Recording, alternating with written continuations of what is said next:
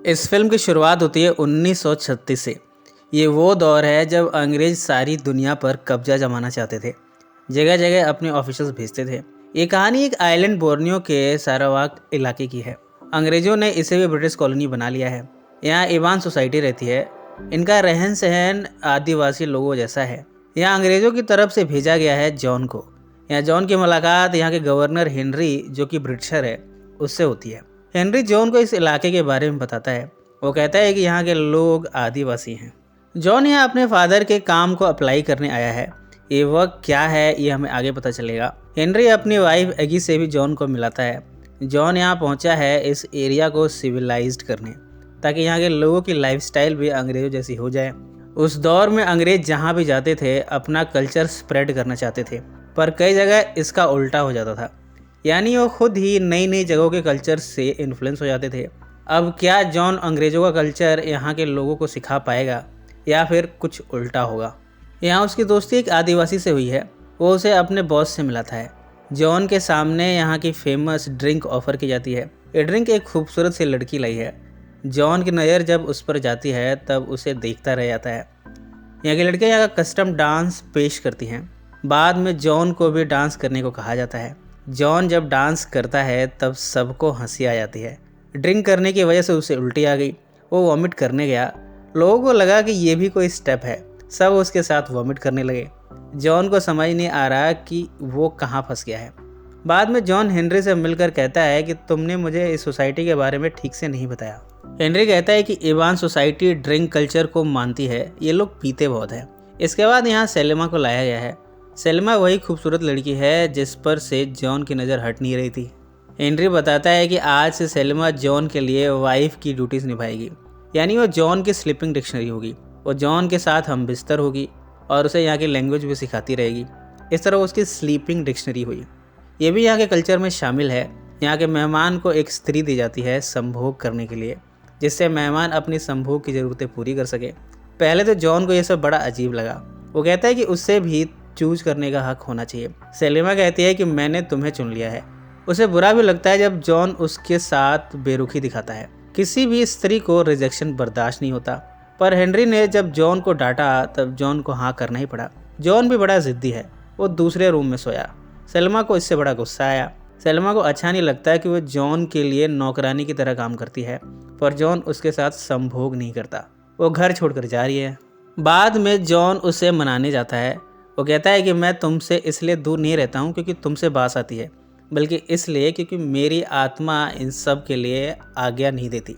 सेलिमा कहती है कि मैं तुम्हें एक और चांस देती हूँ।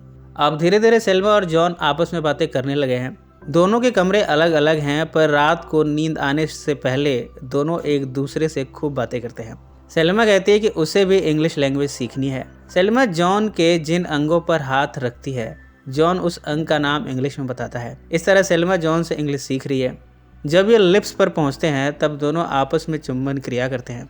इसके बाद दोनों संभोग भी करते हैं।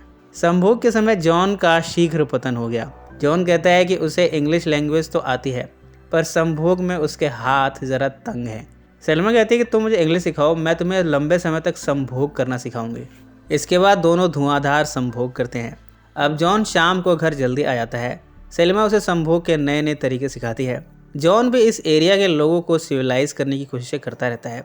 सेलिमा उसे सहयोग भी करती है। कुछ समय के बाद हेनरी की डॉटर सिसिल भी यहाँ आ गई। हेनरी जॉन समेत कुछ ऑफिसर्स को डिनर पर बुलाता है। हेनरी जॉन से कहता है कि मैं चाहता हूँ कि तुम सिसिल से शादी कर लो। जॉन इससे इनकार करता है। नदी के उस पार एक और ट्राइब रहती है, यकाता। वहाँ महामारी फैली हुई है। जॉन और सेलिमा इस इलाके में आते हैं। जॉन को यहाँ पता लगा है कि यूरोपियंस यहाँ आकर माइनिंग करते हैं। ये यूरोपियंस बदले में यहाँ के आदिवासियों को खाने को चावल देते हैं, पर इस चावल में पॉइजन मिला होता है, जिससे यहाँ बीमारी फैल रही है। जॉन सेलिमा और अपने साथी के जरिए यहाँ के लोगों को इन माइनर्स के बारे में बताता है।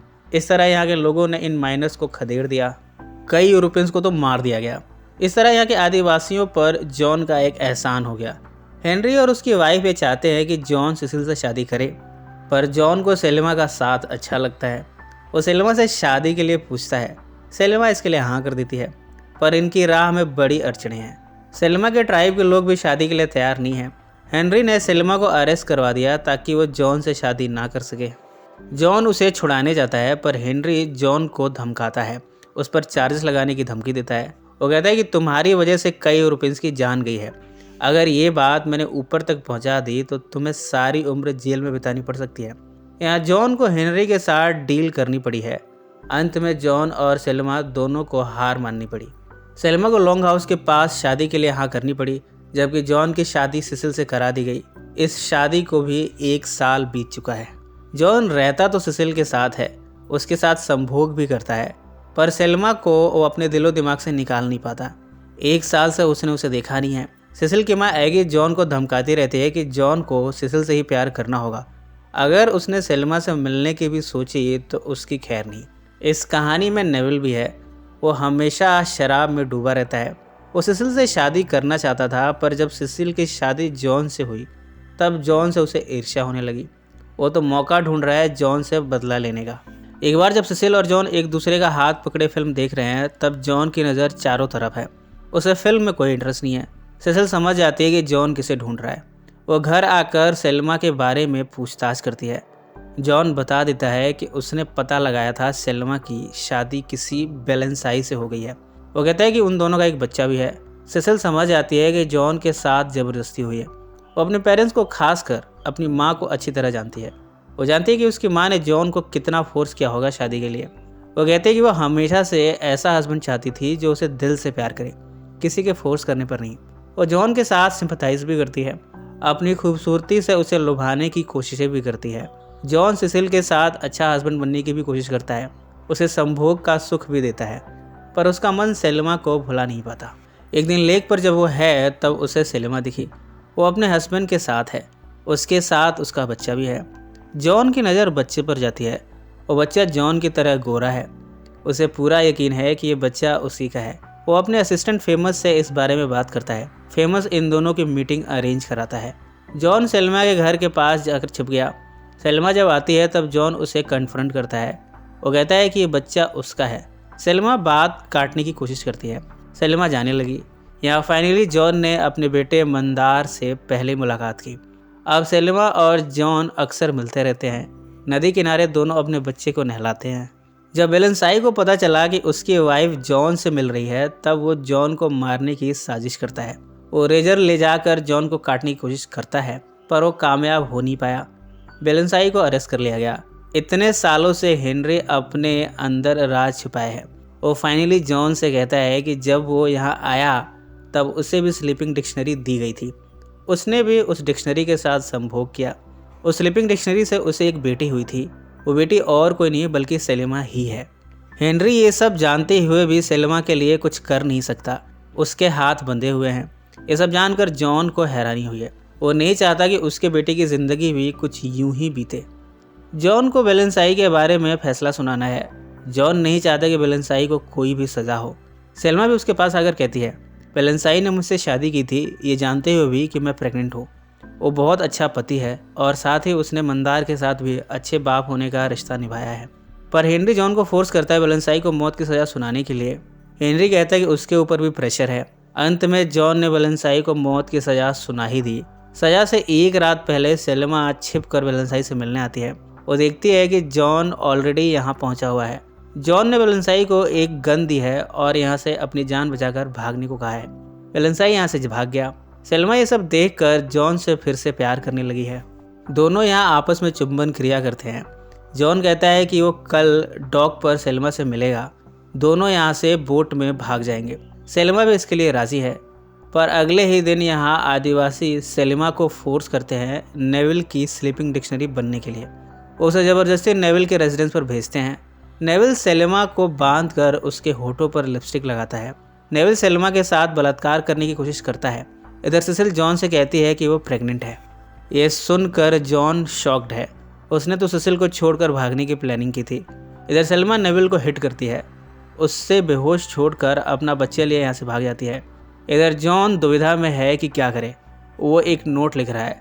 सिसिल उसके अधूरे नोट को देख लेती है। वो जॉन को देखकर इमोशनल होती है। वो कहती है कि वो जॉन से बहुत प्यार करती है, पर उससे ज़्यादा प्यार को और कौन समझ सकता है। प्यार ज़बरदस्ती नहीं हो सकता।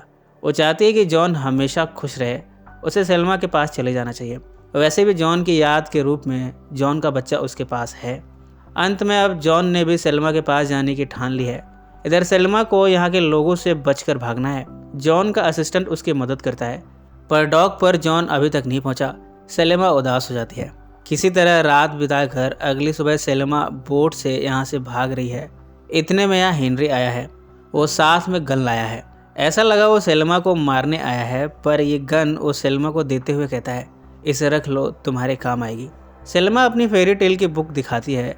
उसके एक्सप्रेशन बता देते हैं कि वो जानती है कि हेनरी उसका बाप है। हेनरी यहाँ इमोशनल होता है। उसने सेल्मा को गले से लगाया और फिर उसे यहाँ से भाग जाने में मदद की। इधर एगी ने नेविल को भेजा है कि वो जॉन को सेल्मा से मिलने से रोक सके। जॉन नदी के रास्ते जाते हुए फाइनली सेल्मा को ढूंढ ही लेता है, पर तभी नेविल गन लिए पहुंचा है। मजबूरन सेल्मा और जॉन को सरेंडर करना पड़ा। नेविल यहाँ सेल्मा के साथ बलात्कार करने की कोशिश करता है। जॉन आकर उसे बचाता है। दोनों में यहाँ फाइट होती है। सेल्मा ने अपने फादर के दिए गन से नेविल को शूट किया। बाकी का काम उन आदिवासियों ने किया जिनकी जान जॉन ने उन यूरोपियन से बचाई थी। अब जॉन और सेल्मा ने फैसला किया है कि दोनों अपने बच्चे के साथ इन्हीं आदिवासियों के बीच में रहेंगे। इन्हें बाहर अंधेरा लगता है, पर इन लोगों के बीच सुरक्षित महसूस होता है। दोनों जब डांस करते हुए आपस में चुंबन क्रिया करते हैं, तब यहाँ के लोग बड़े अचंभे से इन्हें देखे जा रहे हैं।